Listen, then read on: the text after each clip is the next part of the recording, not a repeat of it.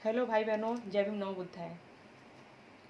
आज हम जो मेरा चर्चा का विषय है वो ये है कि गौतम बुद्ध जी का जो जन्म हुआ था वो कहाँ हुआ था, उनके माता पिता कौन थे इत्यादि।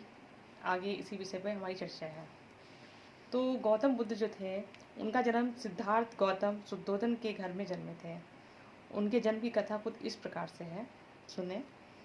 शाक्यों की यह प्रथा थी कि वे प्रतिवर्ष आषाढ़ के महीने में एक मध्य ग्रीष्मकालीन महोत्सव मनाया करते थे। यह उत्सव संपूर्ण राज्य में मनाया जाता था, जिसमें शासक परिवार के सदस्य भी सम्मिलित होते थे। सामान्यतः यह जो महोत्सव था यह 7 दिन तक मनाया जाता था। एक बार महामाया ने उस उत्सव को बहुत ही उल्लास, भव्यता और फूल एवं सुगंधियों के साथ मनाने का निश्चय किया, किंतु उसमें मादक पेय पदार्थों का सर्वथा वर्जित रखा था। 7वें दिन वह प्रातःकाल जल्दी उठी, सुगंधित जल से स्नान किया, 4 लाख काषाणों का दान किया, सभी मूल्यवान गहनों से स्वयं को सुशोभित किया, मनपसंद भोजन किया, व्रत का संकल्प लिया और तदंतर वह भव्यता के साथ सजाए गए राजकीय शयनागार में सोने के लिए चली गई। उस रात शुद्धोधन और महामाया का संपर्क हुआ और महामाया के गर्भ धारण हुआ। राज की शस्या पर पड़े पड़े उससे नींद आ गई। निद्रा में महामाया ने एक स्वप्न देखा।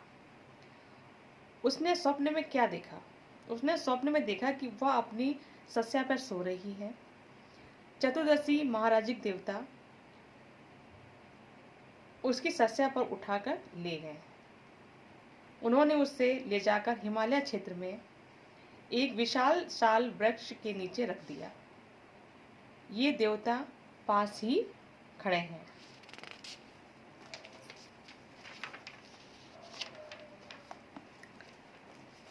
तब चतुर्दशी महाराजिक देवताओं की देवियां वहां आईं और उसे उठाकर मानसरोवर ले गईं। उन्होंने उससे स्नान कराया, स्वच्छ वस्त्र पहनाए, सुगंधियों का लेप किया और फूलों से इस प्रकार सजाया संवारा कि किसी दिव्य पुरुष को सम्मिलित योग्य बन जाए। तब सुमेध नाम का एक बौद्धिस्ट उसके सामने प्रकट हुआ और बोला, मैंने अपना अंतिम जन्म पृथ्वी पर धारण करने का निश्चय किया है। क्या तुम मेरी माता बनना स्वीकार करोगी? उसने उत्तर दिया, हाँ, बड़ी प्रसन्नता से। उसी समय महामाया की नींद खुल गई। दूसरे दिन सुबह महामाया ने शुद्धोधन को अपने स्वप्न के बारे में बताया। स्वप्न की व्याख्या करने से असमर्थ राजा ने शकुन विद्या में प्रसिद्ध 8 ब्राह्मणों को बुलाया था। उनके नाम थे राम, धाक, लक्कन, मंती, यन्न, सुग्राम, सुभोग और सुदत्त। राजा ने उसका योग्य स्वागत किया, करने की तैयारी की। उसने भूमि पर सुंदर पुष्प बिछाए और उनके लिए ऊंचे आसन लगवाए। उसने ब्राह्मणों के पात्र सोने चांदी से भर दिए और घी, मधु, शक्कर, बढ़िया चावल और दूध से पके पकवान खिलाए। उन्होंने नए वस्त्र और कपिल गाय आदि भी उपहार में दी थी।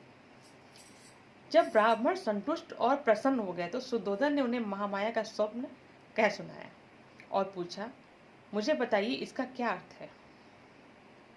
ब्राह्मणों का उत्तर था, महाराज, चिंतित ना हो, आपका यह एक पुत्र होगा।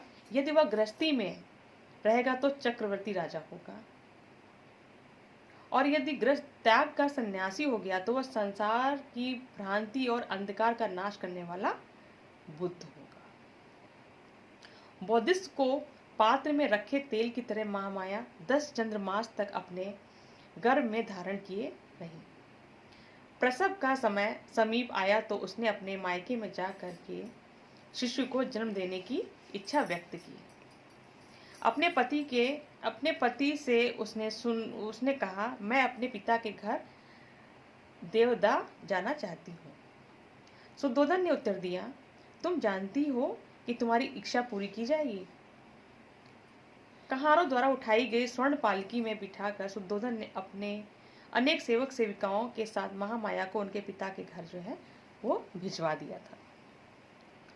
देवदाह के मार्ग में महामाया ने शाल वृक्ष तथा अन्य पुष्पित अपुष्पित के एक उद्यान वन में से गुजरना था।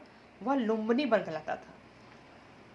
जिस समय पालकी गुजर रही थी उस समय सारा लुम्बिनी वन दिव्य चित्रलत उपवन तथा किसी प्रतापी राजा के लिए सुसज्जित भोज मंडप जैसा लग रहा था। जड़ से शाखाओं के छोर तक पेड़ फूल से लदे थे और विचित्र ध्वनि कर रही थी। सुंदर रंगों वाली अनगिनत मधुमक्खियां और अनेक प्रकार के पक्षियों का झुंड मधुर तार छोड़ रहे थे।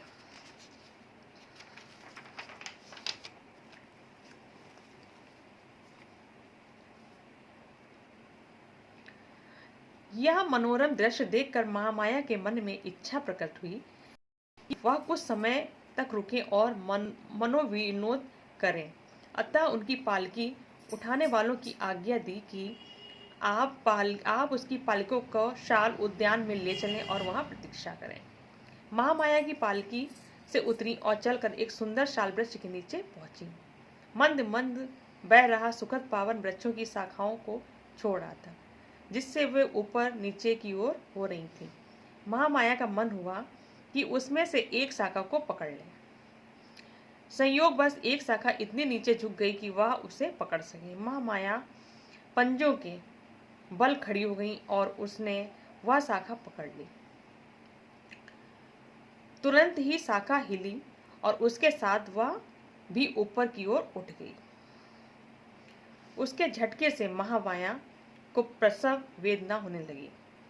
उस शाल वृक्ष की शाखा पकड़े हुए खड़े खड़े ही माया ने एक पुत्र को जन्म दे दिया। आगे चलकर जिस नाम से व्याख्यात होंगे वो मैं आगे बताती हूँ। ईसा पूर्व 563 वैशाख की पूर्णिमा थी। एक बालक का जन्म हुआ। शुद्धोधन और माया का विवाह हुए बहुत समय बीत गया था, लेकिन उनकी कोई संतान नहीं हुई थी।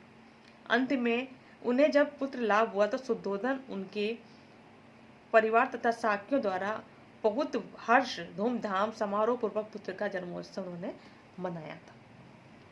बालक के जन्म के समय कपिल वस्तु पर शासन करने वाले वारिस शुद्धोधन की थी।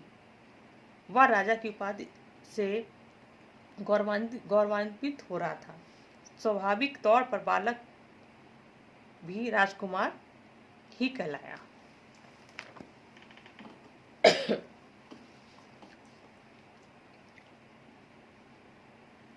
अब इसके आगे जो है वो क्या है, असित आगमन, मतलब जो गौतम बुद्ध भगवान का जो आगमन हुआ है उसके बारे में बताया गया है।